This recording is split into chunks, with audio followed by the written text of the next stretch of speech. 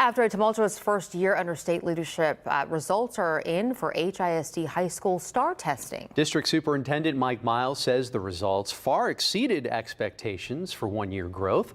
Our Brittany Jeffers joins us from HISD headquarters with what's next for the district. Yeah, and these big test results are being released as the school year comes to a close. As we told you, students finished yesterday, teachers are finishing up today.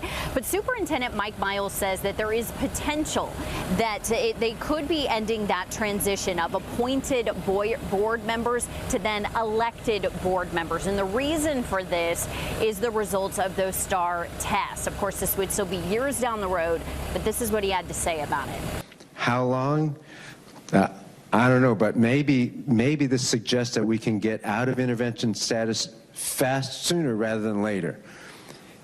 Hopefully it won't take 7 or 8 years. Maybe now it'll only take a few years to start the transition. If we keep a growth like this, we'll be able to transition out into an elected board soon, okay? If we keep this kind of growth going. This comes after those results were released yesterday. Now, this is specific to high school students at NES and non-NES schools. The district high schoolers took end-of-course tests for Algebra 1, English 1, English 2, Biology, and U.S. History.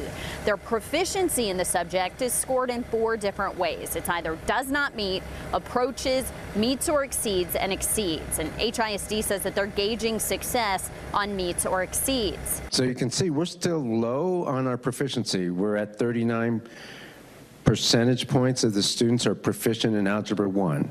But we grew from last year to this year 5 percentage points. We grew 3 percentage points in English 1, 5 in English 2, and 14 in Biology. We remain flat in U.S. History. Every number that you see is out of 100 points. The middle portion of the chart shows the results for new education schools, or NES. While there were improvements, the data from the past 7 years shows greater gains in other years for every course except biology.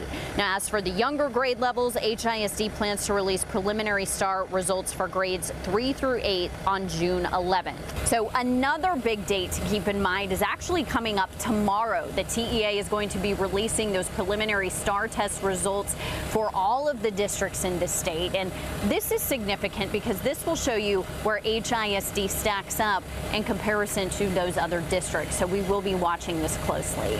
I'm Brittany Jeffers, KPRC 2 News.